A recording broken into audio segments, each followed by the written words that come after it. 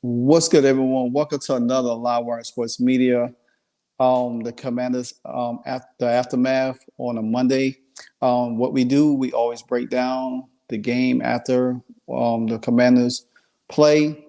This week they had the Atlanta Falcons. They traveled to Atlanta.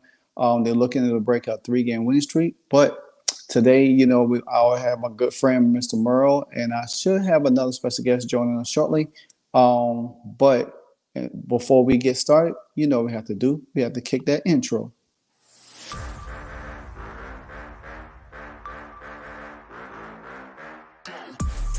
After the game, it's the aftermath.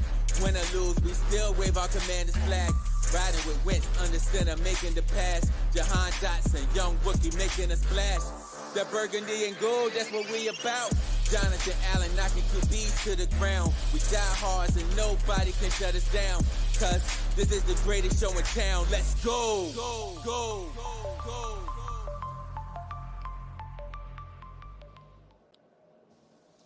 All right, we back. All right, Merle, how you feeling this afternoon, bro? Well, as my son's old travel ball coach used to always say, winning does not suck. Right, That's right, winning. right. It's always fun to see a win, but it's a win that we basically had control of that football game from the first possession on. Mm-hmm. Once that first possession again, and we talked about this before the show, Martin, we got to figure out a way. Our defense, although they came up big, and there were 2 fourth quarter interceptions that sealed the game for us. Yeah. We keep starting in first quarter holes. And, we can crawl out of that hole pretty easily against a team like Atlanta. Yeah. But, when you play against teams like Buffalo or Philadelphia, which we got one more game against Philly, and we still got Dallas twice, Mm-hmm. we've got to play 60 minutes of football. Yeah, And I don't see 60 minutes of football on that defense yet. Although I will take the advance, I will take the win, and I will take the fact that we finally saw good play from the linebacker position this week. And I'm gonna go back. I'm gonna go back to the Chicago game before I dive into a little bit of this game here for Sunday, because I looked at some teams yesterday. I looked at how the Giants played Buffalo. I looked at how Minnesota played Chicago, and I'm sitting here saying to myself, Minnesota defense ain't better than us. The Giants defense is kind of like us a little bit, but at the same time, I feel like Washington has the making of a really good defense, but they just, I think it's the play calling or the mismatch. Now, I talked to Herb last night, and he called me on the phone, and he said that they switched the defense scheme. They went from a 4-2-5 to a 3-4. And so you was able to see a little bit more aggressiveness from the defensive unit and them flying around. And I was like, okay, that makes sense. I wish they had did that in week 3, week 4, because then you could have played Buffalo a little bit better. You could have played Chicago a little bit better. And you probably would have won the game against Philly. So you would have had 2 games up with this game in a better position. But we still got a long season to go, so they can build on that. We was talking off air a few minutes ago about Emmanuel Forbes, and for him to sit this game out, he might not play the next game either.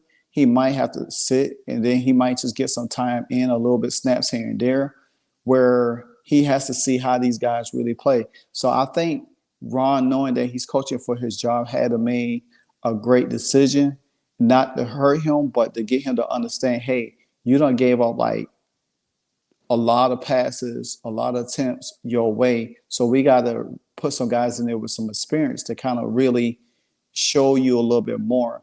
I want your take on it a little bit. Well, you see, with football does not have something that Major League Baseball has, and that's the minor leagues, where in baseball, you've got some place where you can go as a player in order to get those extra reps and in order to learn and get better at your craft so that eventually you'll stick up in the big leagues.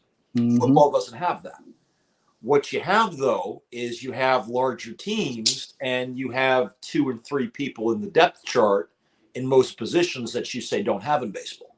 Yeah. I think that right now with this season, and this is interesting because I don't necessarily think that Rivera is on the hot seat as much as Commanders Nation as a whole may think. Mm-hmm. And I think I've said this before, is that this season is a season for learning and evaluation. Yeah. Josh Harrison just bought the team. Mm-hmm. It's going to take him really this first season to figure out what he has. Yeah. From a personnel standpoint, from an operations standpoint, what's in there in the front office, really what has been the problem the last few years. So by not immediately getting rid of Ron Rivera or putting him on the hot seat earlier in the season, like some people have wanted, Mm-hmm. I think he's doing the right thing because you've got some really, really good young football players that aren't ready to win yet, but need to be able to have the opportunity to learn. And those people include Sam Howell. They include Emmanuel Forbes. They include Brian Robinson, the running back. And then you also have Chase Young, although Chase Young's been in the league for a few years. He spent a good bit of it injured. And there's been, several changes going on. I think, in a way, Chase Young is learning as much as some of these other ones.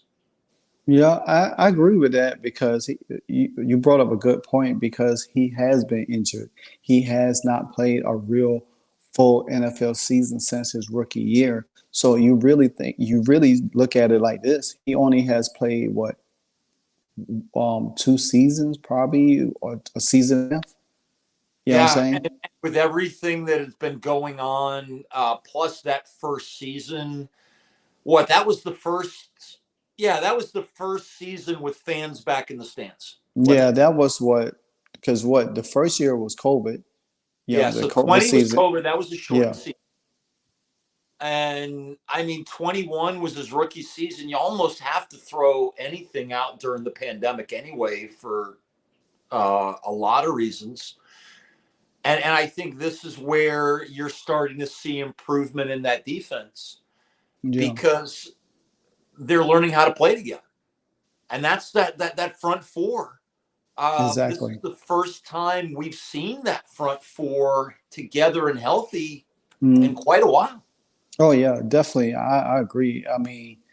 The thing that I like about this team is when the others gets involved, like the KC2 Hills, like the FAL Bottles, you know what I'm saying, like the Ridgeways. I love when they contribute on the line as well because we don't have to rely so much on Chase or Montez. You know what I'm saying? We could rotate them out. Like KC2 Hill has played phenomenal since last year. Even when Chase was out, he came in and contributed right then and there. I'm going to pause for a second. I have Mr. Felix Bassi in the house. Hello. Mr. Bassi, what's going on? How you doing, sir? Doing well. How are you? Good. I'm glad you were able to join us. I see that you're a busy guy.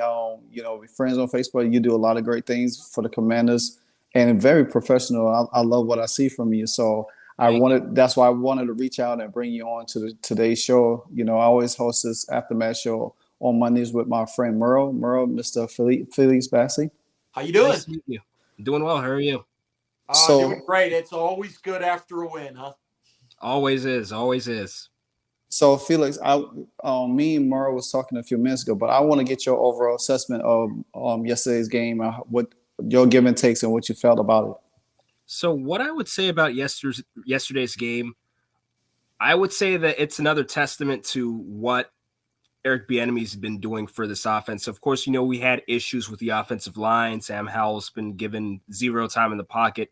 We did see Sam Howell, in that Buffalo game, prime example. He was pressured on 76% of dropbacks, and you saw the after effect of that. So it's the subtle things. So the offensive line situation's most likely not going to change by the end of the year. So what does Bieniemy do? You see more routes that are quick release. You see routes going to running backs in some cases. Sometimes you would have the drag route or shallow cross. Sometimes you do the slant route, like the one that gave Washington a quick first down in the first drive of the Philly game. So I think those are good blitz counters for what they can do given their situation with the O-line. So I would say that. And also the defense.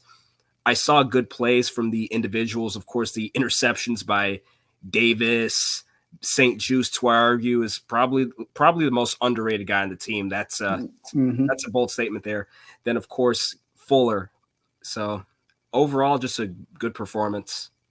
Yeah, and that's the thing. What it comes down to is the secondary and the linebackers stepping up this week. And going back, Martin, to what we talked about last week, our front four, I would take against any front four in the NFC. Yeah. Once you get to the linebacker position, we've got some young quarterbacks, some young safeties. Eventually, Forbes is gonna do well for us. I think having that time riding the pines, seeing how it's done, he's gonna learn. But now our defense took a big step forward, and I think, like you said, Philippe, as well, is that our offensive line play improved.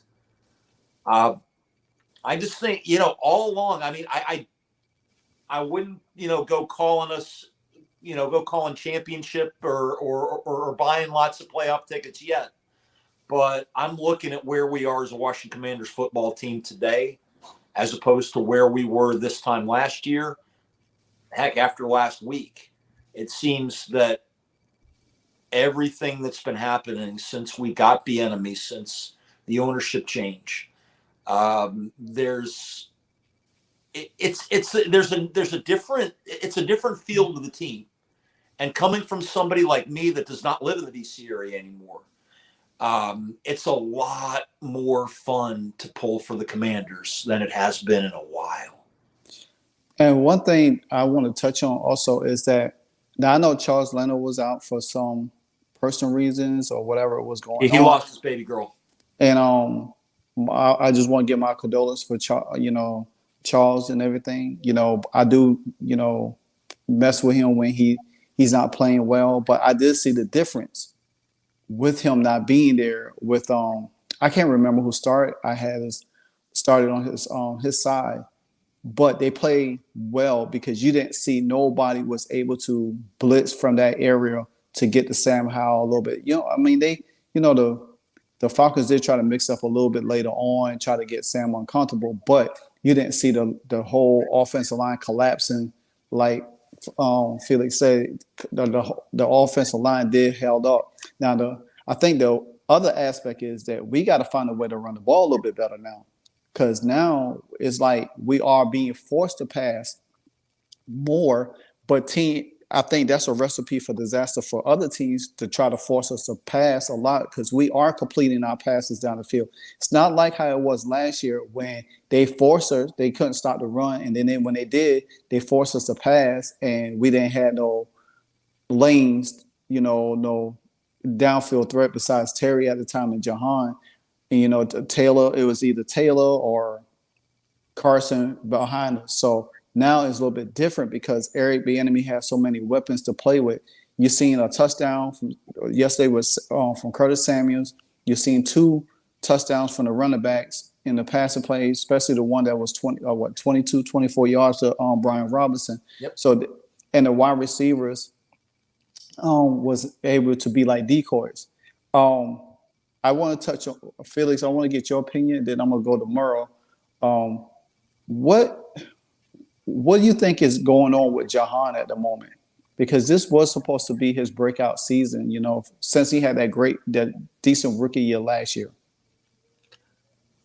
That's an interesting question. So, of course, you do look at why he was drafted. He had the lowest drop rate out of anyone in the NCAA out of his draft class. So, I would say that just him dropping the balls, I would say that maybe the issue is something that could be ironed out in practice. Maybe it's a result of not getting too many targets.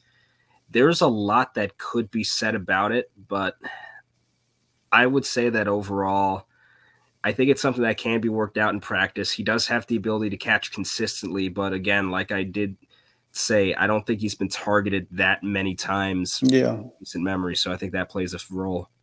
Well, I think, Philippe, you brought up a good point. Now, I saw the stat for last week's game against Chicago. Sam Howell completed passes to 11 different players. Mm-hmm. Do you know how many receivers? I don't have the stats in front of me. Do you know about how many receivers that Sam Howell completed to this week? It was pretty close, not about the same number. Right. And I think that's something is that you're always going to see Terry McLaurin get the lion's share of the looks because, hey, he's your money man. Exactly.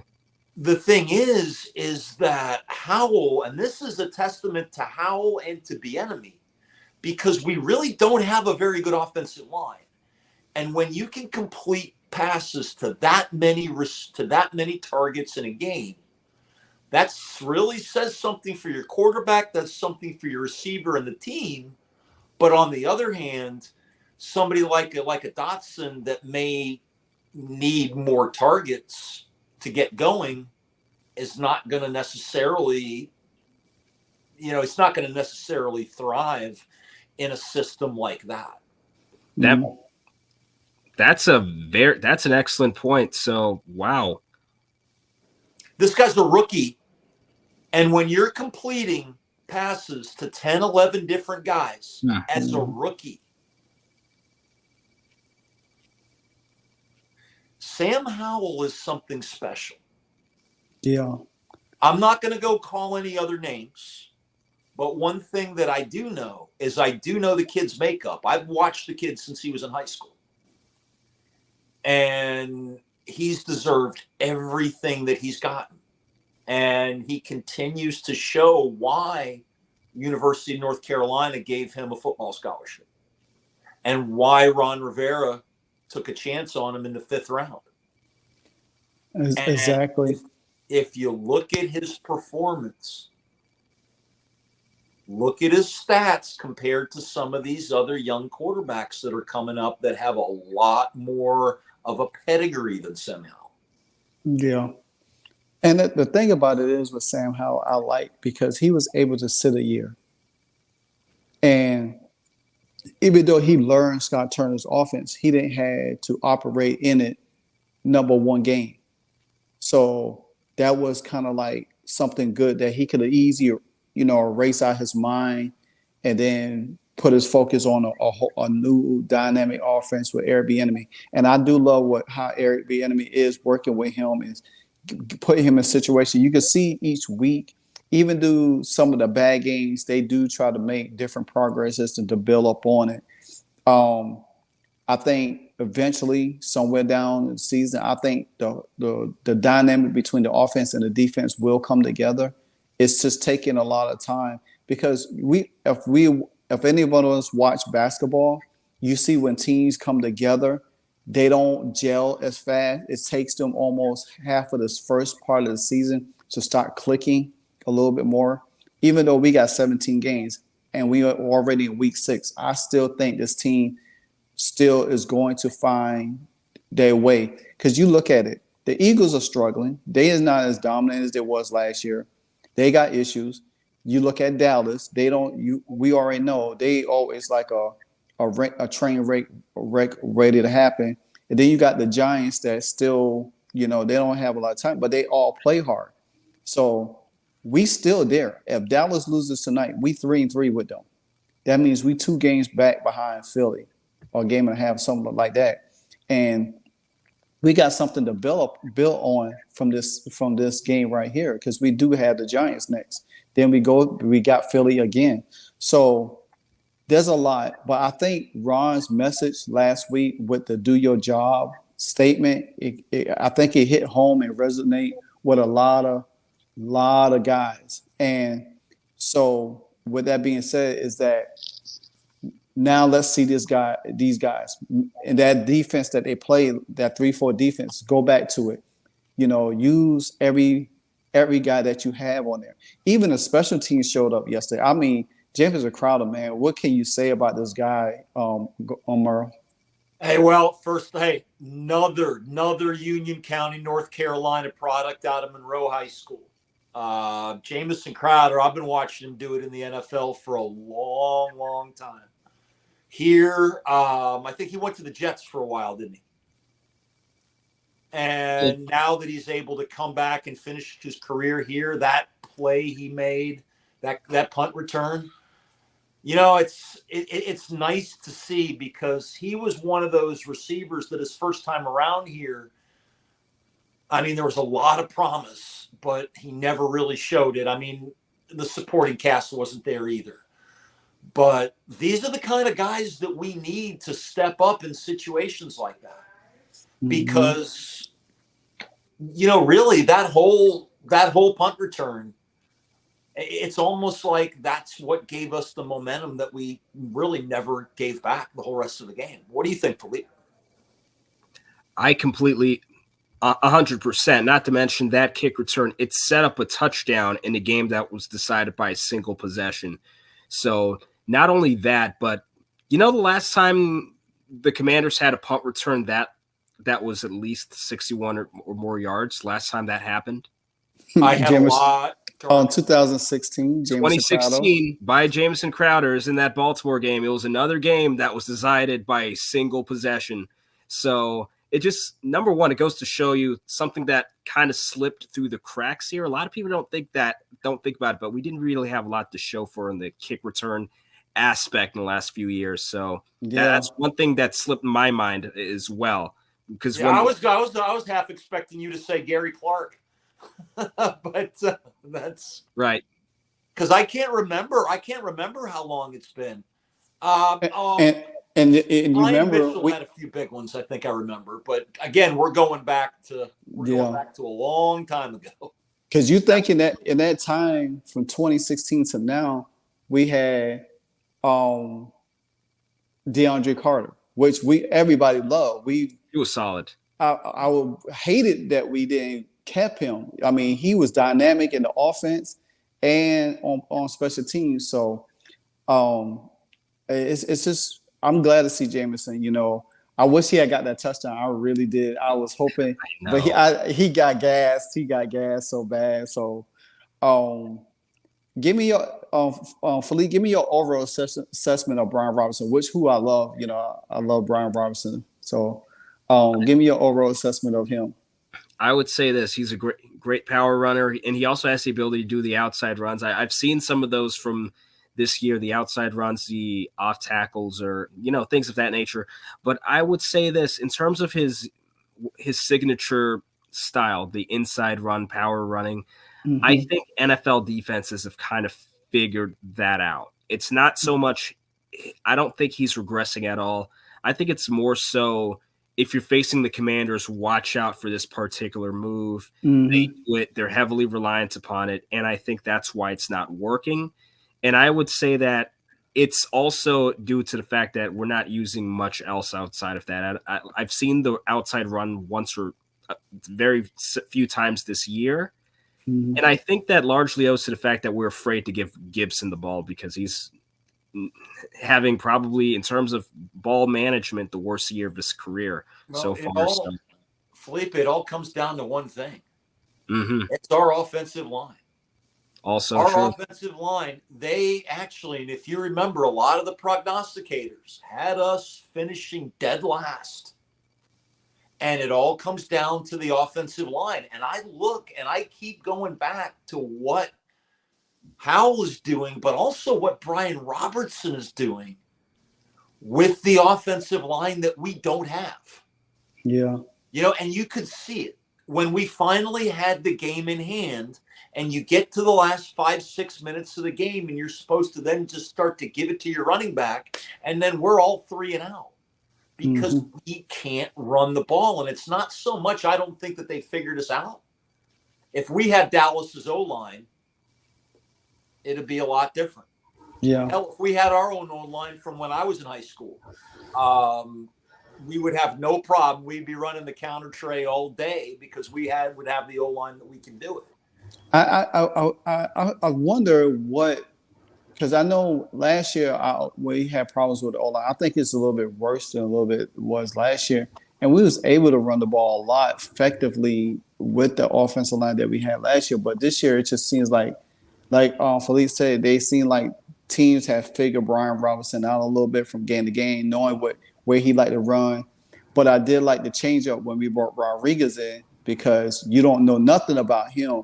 And right. so you know what AG could do, you know what Brian Robinson could do, but I love the fact that Brian Robinson is not just running the ball, because when he gets out in the open field, when he catches, it's a whole different dynamic, him and AG. And you have somebody like Rodriguez that come in there very short, low to the ground, could get through the little crevices and cracks through the line and get you a good 5 or 6 yards untouched.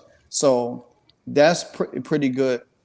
And I also like how Sam was able to roll out the pocket a little bit more, not being so stationary back there, because that's where some of the sacks come in at, because the line crumbles so fast, and his process is not as quick as we want it to be. So he takes these sacks that he shouldn't be taking.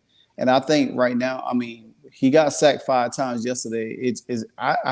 I really didn't see I don't even know how 5 sacks, but I went back and watched it. Two of them were at three of them were in the last 2 possessions. So he was sacked 5 times during the game. 3 of those sacks were garbage time at the end. Well, you can't really call it garbage time, but they were at the end of the game. So it was those sacks was just like how it was last week with Chicago towards the end. He got sacked back to back. Right. Or like all those points Buffalo scored against us in the last 5-10 minutes of the game, which really I think caused people to make an appraisal about our defense that wasn't necessarily correct. We hung with that Buffalo defense for most of that game. It wasn't really, and the thing is, if it was anybody other than a rookie quarterback, Howell would have been pulled after that first pick at the end of the game. But with him being a rookie quarterback in that situation, I thought Rivera made the right move by keeping him in there. And then you see what the results are since then. But I think that you have a lot of garbage time points at the end of the Buffalo game. You have a Chicago game that I'm still scratching my head at for a number of reasons, and I brought this up last week. But I think our defense is a hell of a lot better than they're giving us credit for. Mm-hmm. And yesterday was the first week that they showed it, that, okay, we can hold the lead, and when they're driving, we can do something in order to stop it, either a sack or an interception, fumble recovery. We've got players that can do that. Exactly. To start doing it a few more times. So we're gonna go. I do want to dive in a little bit more on the defense side of the ball a little bit, because I think, to me, they are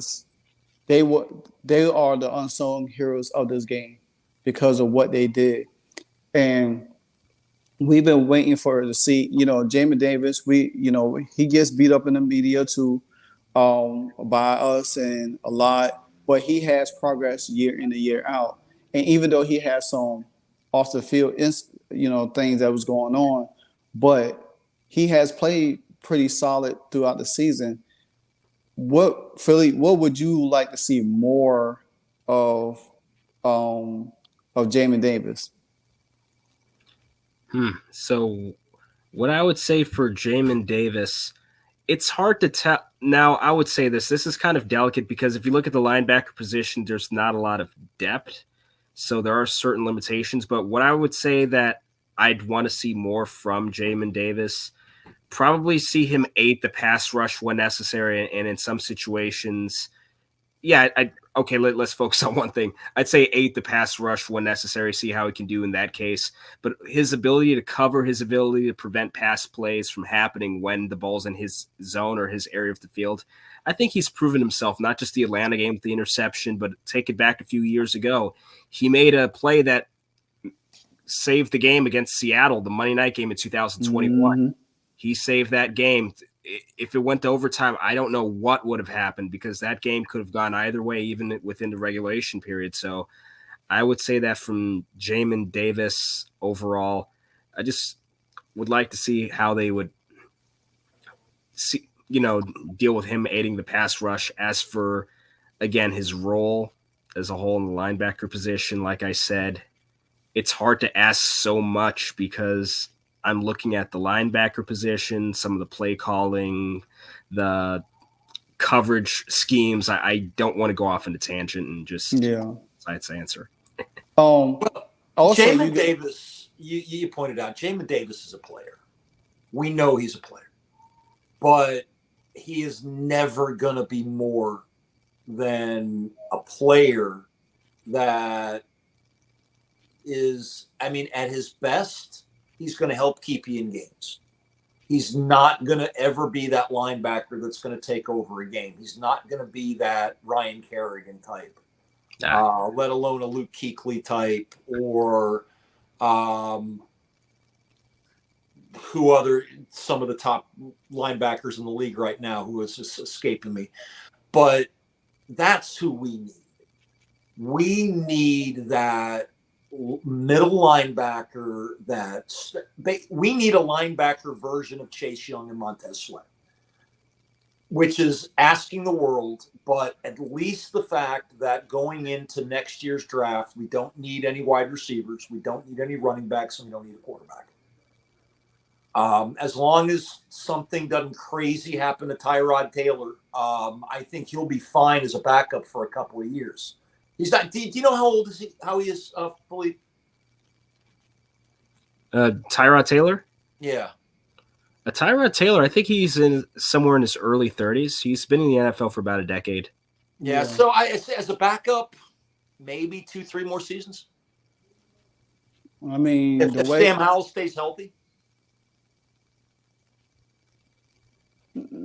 I could. Yes, a possibility. You got to think. Andy Dalton's still there. You know what I'm saying? Yeah, Chase Daniels did it for a while as a backup. The way the offenses are now, they don't take a lot of hits no more like they used to, unless you have a bad offensive line. And or you have somebody like Sam Howell that I think actually likes to get it. Yeah. And one thing I do want to touch on, because you alluded to Jamin Davis last year with the Seattle game, and you also got to plug in the Denver game this year where he strip sacked Russell Wilson too. So therefore he has stepped up. It seems like he has stepped up when we really needed it the most and everything like that. So maybe we get him some help in the middle. Well, Khalid Hudson did play yesterday, so that's another person I want to see on the field a little bit more, also because he has a lot of potential. He played very well in preseason, and I think he's young, he's hungry, and I think you could use his speed and his, especially when it comes down to the running games and everything like that. St. Jude. I was so happy yesterday that he was back in his original spot. I like Forbes. I think he's going to be phenomenal. I think St. Jude's plays that spot better. If you're going to use Emmanuel Forbes, use him in the slot. At least he could use that length, his speed to go side to side and run and be able to hang with some of the slot receivers a little bit here and there. But you really need St. Jude's and Fuller on that outside, because that's where everything at. You got to think too. Percy Butler. They both had picks. Yeah, right on there. Exactly, and look how big Percy Butler is. A big body guy. He doesn't look it, but seeing him, I have seen him in person at training camp this year. He's a big guy, and he plays that middle of the field, that slot nickel spot. He plays that really well. There's a lot of times in the I think this year that he almost has a couple of interceptions himself. So overall assessment of the coaching of the game, Merle, give me your assessment from first offense, then defense. Okay, so for offense, I'm going to give him actually a B minus. And for most of the game, I thought the game was called great. Realizing that we don't have much of an offensive line, the old counter tray play that Redskins fans love to see for decades. We're just not going to be able to run that play this year with what we have. So making the short passing game the running game, which is what we did for the first 3.5 quarters, is part of why we won the game. But the reason why I downgrade them is because the last quarter, they decided to play a little bit not to lose instead of playing to win. This has been my gripe with Ron Rivera going back to his Carolina days. Mm-hmm. We got up front, put your boot on their throat and keep going, keep throwing the ball. We are not a team that's going to run. We're not going to slow the game down if we go 3 and out. And that's what happened. I mean, we got some great plays on defense, but those great plays shouldn't have had to have been made if we kept the same game plan throughout the whole game. Mm-hmm. Eric Bieniemy is not a stupid person. I guarantee you he's not going to make that same mistake again. At least not until we show we can run the football. For defense, I'm going to say a B minus again, and I'm going to downgrade them for the first possession of the game. It happened again every game this season. It's like we've taken the first series off, and it's like we're spotting them 7 points. Guys, Mm-hmm. Stop. You're better than that. They proved it the rest of the game that they were better than that. Now give us 60 minutes of effort. Let's put our boot on their throat from the first play instead of waiting until the 3rd and 4th quarter when you're having to come back. This game was a lot closer than it should have been.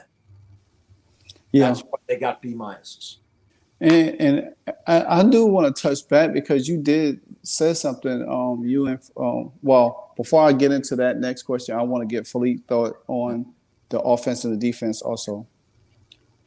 So for the offense and defense, so I had a lot to say about the offense just now at the beginning, but as for the defense, I do agree. Like, it is kind of a disturbing trend that you kind of practically spot the opposing team with points to start the game. It's almost as if they're starting off the beginning of the game with points on the boards. But so I would say a large part of that.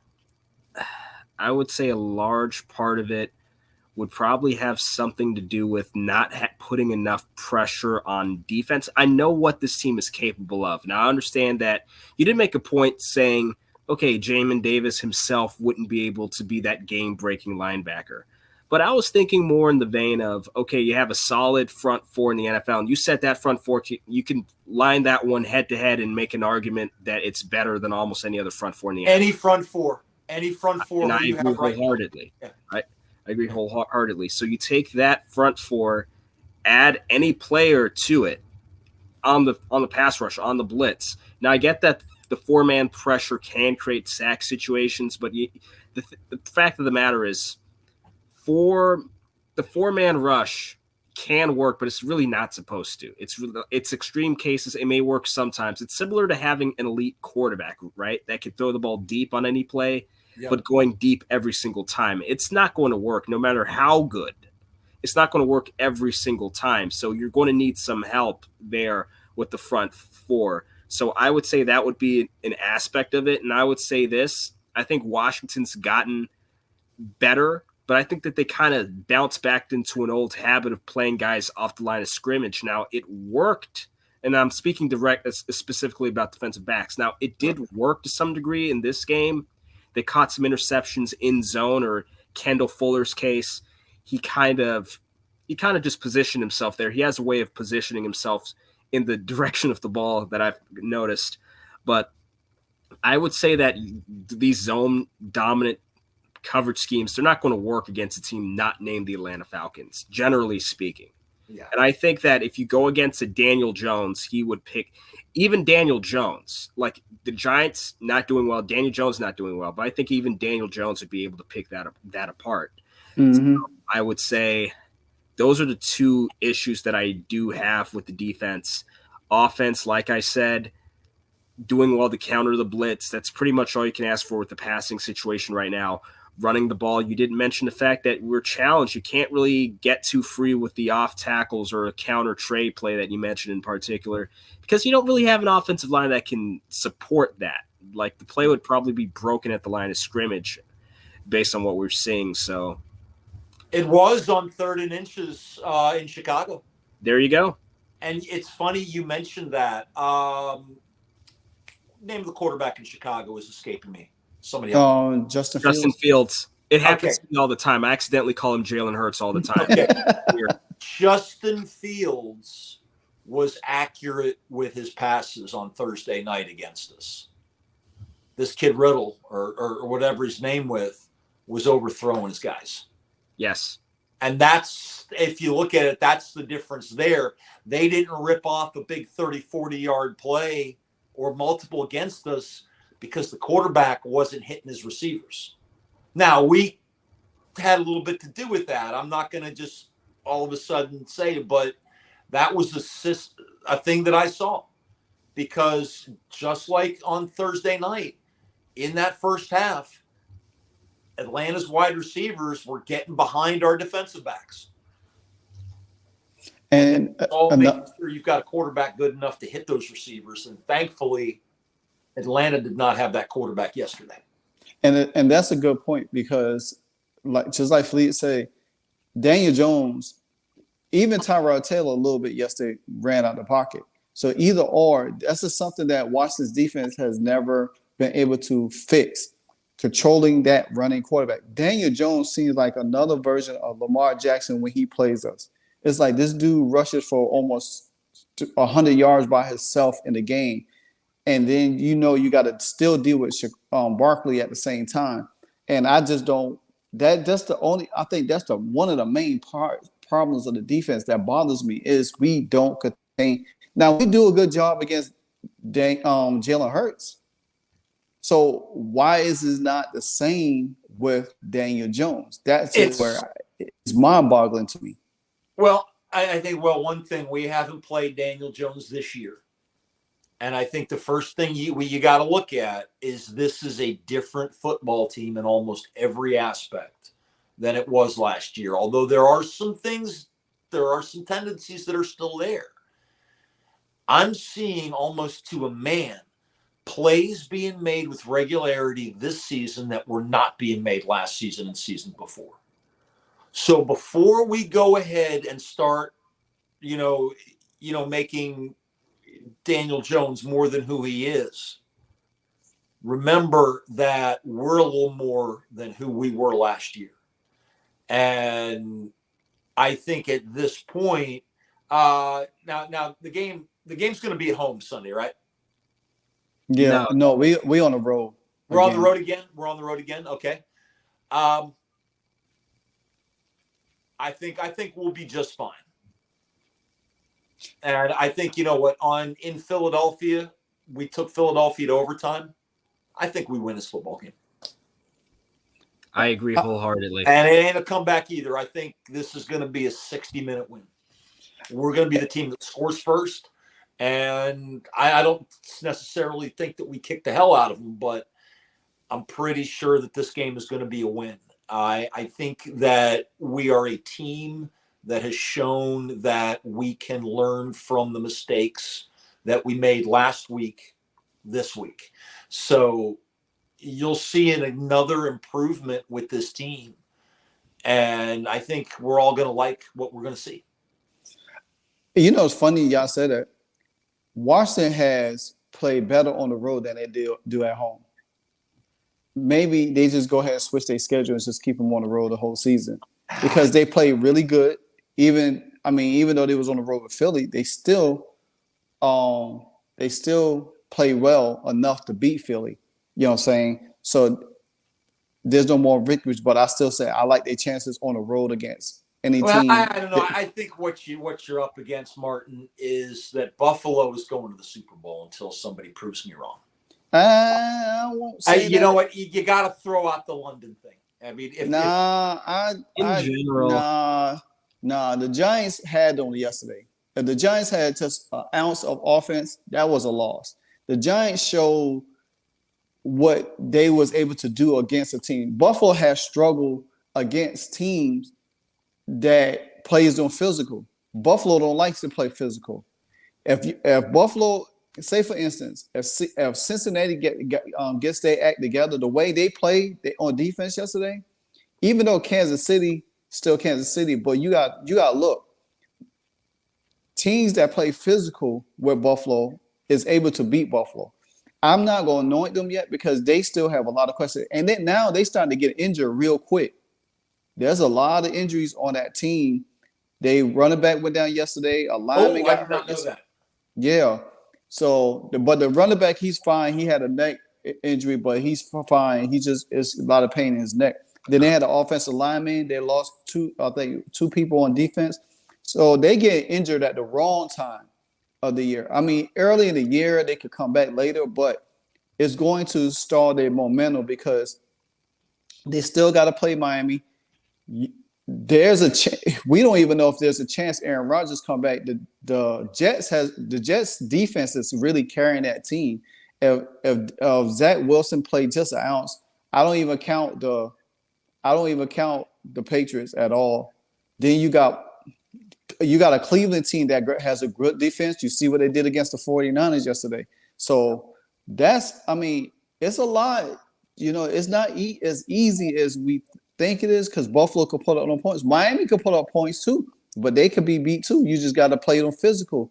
And I think the NFC teams has more physical defensive teams that can handle that offensive onslaught. You know what I'm saying? So, I don't know about Buffalo yet. I mean, they look good, but the Giants have shown something. A lot of these teams are vulnerable. Nobody's running right because a lot of these games, we might have some blowouts here and there, but a lot of these games has been kind of close, and you had to fight all the way to the end, to win some of these games. Well, we were. I mean, against Philly was a game that we could have won. I'm not going to say we should have won. I will stand up and say I agree with the call Ron Rivera made, forcing us to go to overtime. We just didn't execute. And to be honest, there's still that play. McLaurin's foot looked like it was into me. Oh, yeah. And then we made him kick a 54-yard field goal to beat us. You know something? If I'm going to say, yeah, you kick a 54-yard field goal to beat us, go ahead and do it. I will take those odds anytime and tip my cat if they make it, and that's what they did. The Chicago game, if Dave Butkus passed that day, like not even an hour before the game. People may not. I don't know how much Commanders Nation realizes just how close Dick Butkus and Ron Rivera were. They were both linebackers for the Chicago Bears. Mm-hmm. When Rivera was a linebacker, Butkus was his mentor. Mm. And now imagine being on that field. You just lose them, and you can't say a damn thing about it because you're having to beat that team. Yeah. So, go ahead, Mara. Go ahead. And that's where I think, and then for people to give Rivera grief for his lack of emotion on the field, well, what I saw a man that just lost one of his best friends and was trying everything he could to keep it together, and I thought he did a pretty damn good job. Then turns around and comes back, takes his team into Atlanta. a better football team on paper anyway, and we handled it. And now we're 3-3 6 weeks in. And you know something? Like you said, we're not out of it by the stretch. We're still getting better. Hey, we might have a better team than I'm giving us credit for. Hey, But long as they continue to play together and fix a little bit of issues, I think we'll be impressed. You know, as long as we don't, give up. Even though we gave up 400 and something yards yesterday, and like 126 to Drake London, but we kept everything in front of us. We didn't give up the big plays that was hurting us the last few games. So that's what something I like. You know, I'll take all the little middle passes here and there and in the middle, but nothing over the top. Long as they got 10 fantasy points on FanDuel. Yeah. And they were worth 10 points. Hey, you know something? When a defense will get you 10 points on fantasy, that's a good defense. I know, right? What they did. So. I think the 49ers had me up to 12 points, and then they started dropping. So I think I finished with eight. Yeah, well, that's the thing. Watch, Commanders got me 10 points. Yeah. Nice. So only won $9, but still. It's something. Right. Felix, so tell me, how long have you been a Commanders fan? Oh, wow. I've been a Commanders fan since my very early childhood. So we're saying early 2000s here, like almost as long as I could remember. So you've been through the RG3 era. RG3 era, that happened. Yeah. Yes. Yeah. I remember that era so fondly because I was deep into fantasy football at that time, and I literally picked him in my fantasy as my number one pick, and I was rolling through fantasy that year like I was about to go under. I actually lost in the divisional round of the playoff, but I went through the whole season undefeated and lost in the playoffs. It sucked. I felt like the Patriots that year. I went all the way. So I won with Alex Smith his last year in Kansas City and was doing the happy dance when he becomes a Redskin. And then what happened? Yeah. I mean, we really haven't had a franchise quarterback since Theismann, y'all. Well, we got one now because you don't remember the days of us having an actual real franchise quarterback. Not at all. I mean, I'd give credit to NFL Network replays for helping me catch up a little bit. And as a kid, there were like books about the team's history in the library that I always read, but it's different from seeing it live. I'll say that. Yeah, it is. What area are you from? Actually from DC. Believe it or not, I went to high school not too far from where the stadium is. Where'd you go to high school? Northwestern High School. Yeah, I graduated from school without walls in '88. Oh, wow. Well, I'm from the South, so therefore, I haven't been in. I actually first time being in that area, or this off season in August. Got to see the team close up. I've been dying to see the team for a long time. I used to see them when they come to Carolina for preseason football and stuff like that. So I got to see them then, and it's been a while, with everything that was going on with the team, so, and now that we got everything changed over and everything. So I was like, you know what? Hey, this is probably a new beginning for this team. I want to see everything close up and everything like that. I did have a chance to go to Atlanta game yesterday, but I neglected to go to my Miami Hurricanes game in Charlotte, which that was painful. So I was like, nah, I can't take two pains on a Saturday and Sunday. So I watched the Commanders from home. So I can understand that. But so guys, we're gonna just attach on to. I know we talked about the Giants game a little bit. What do you want to see? I'm Felix. I'm gonna start with you first. What do you like to see with the in the Giants game this week? So what I'd like to see from the Giants game, so again, you didn't mention Tyrod Taylor's got a bit of a dual threat, so I definitely say that use the same containment. I like what we saw in Atlanta, how we contained their running game. So I'd say you have that in the coverage. I don't think that we're going to get the same breaks against New York that we got against Atlanta. Because here's the thing about New York: we get it; they're a weak team. We get it; they're 1-5, so on and so forth. They came off a very close loss, a heartbreaker to the Bills. So you're dealing with a combination of confidence, motivation by way of confidence, and motivation by way of heartbreak. That's a double threat here. That's why I'm really cautious about this game now more than I was 24 hours ago. So I would say that's why the Commanders, they would have to play their best football. They cannot afford to make mistakes. I think the Giants would capitalize on that. More of the same from the passing game, the blitz counters by way of the routes being called. Then I would say with the running plays, I get that there are limitations with how often you can go outside or the different types of run plays, but I would say that you would at least have to try them. I'm not saying like you're going counter to the side 1 out of every 2 or even 3 runs, but I would say it would have to be somewhat incorporated to a noticeable degree if you understand what I'm getting at. Yeah, I got you. So Merle, your assessment? Well, I think what you got to do is just build on what you did last week. On defense, you got to tighten up in the first quarter. I think the mantra should be they do not score their first possession. That's it. They've scored against our defense first possession every game this season. It stops this week. That's the first thing.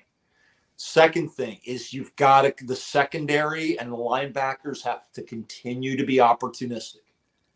We need to continue to see turnovers. Yeah. The front four needs to continue to be the front four. Every week they continue to work together.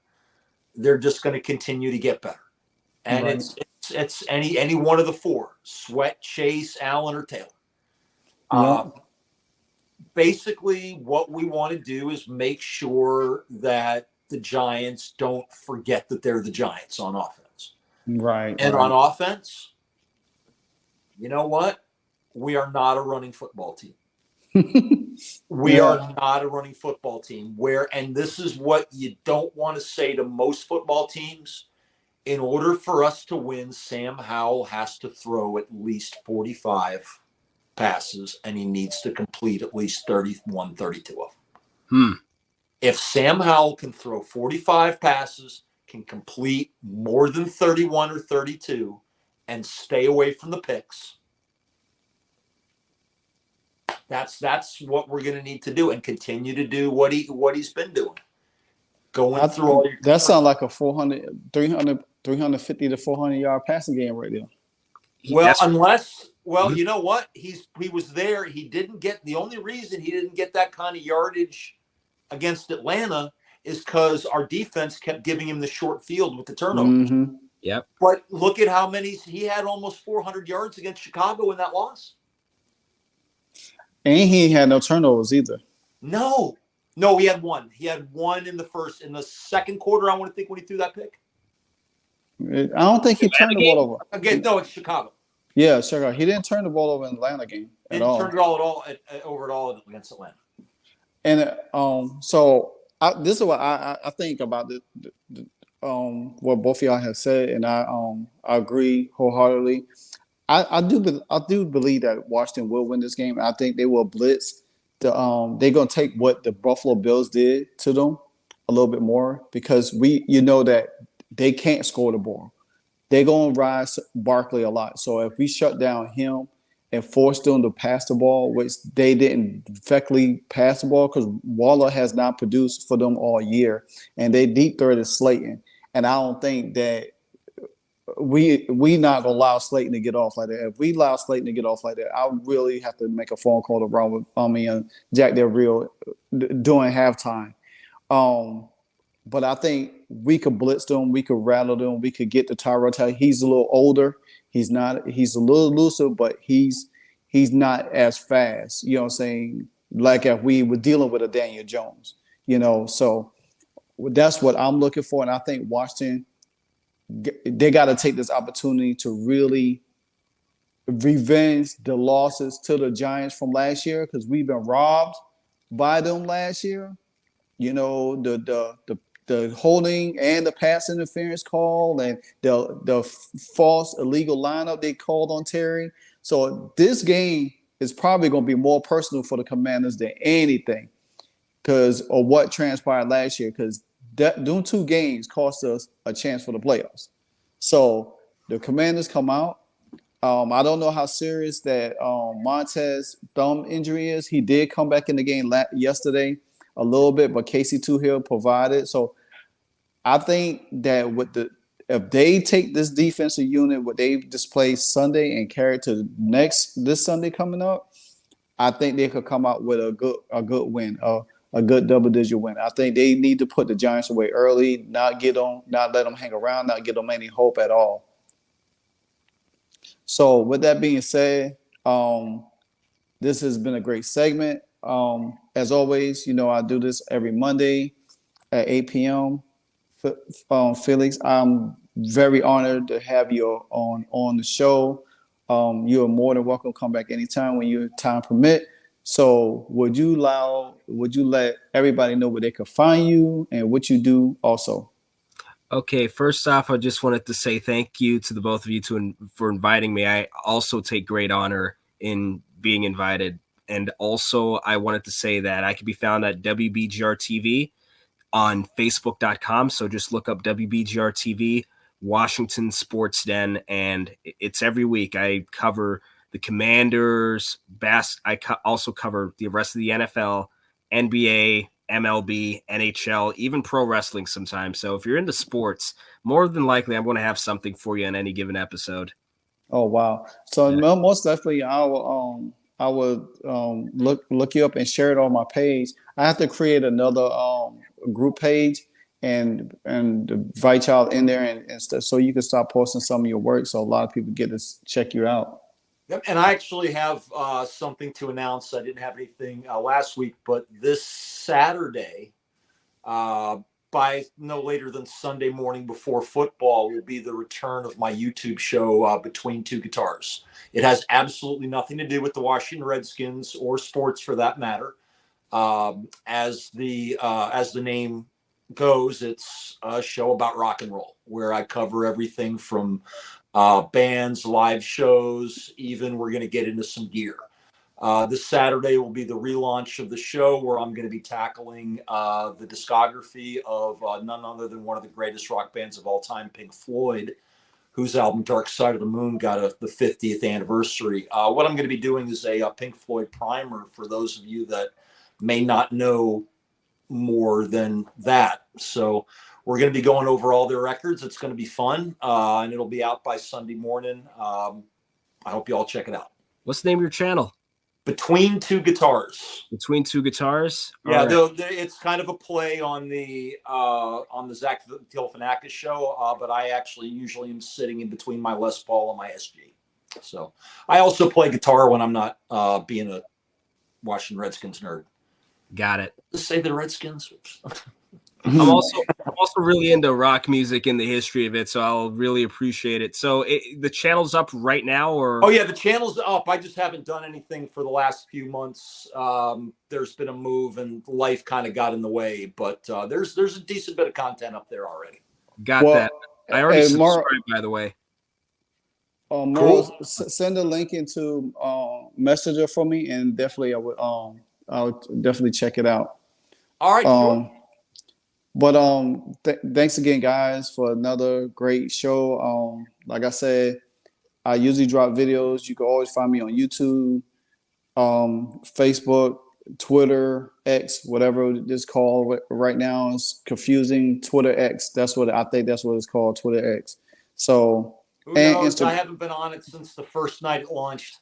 Yeah, for some reason I get and Instagram. Better man than I am. So. For myself, Felix, and Merle, this is the Washington Commanders, the aftermath. And hopefully we could pick up another dub on Sunday. Until then, guys, y'all have a great night. Peace out. Take care and take command.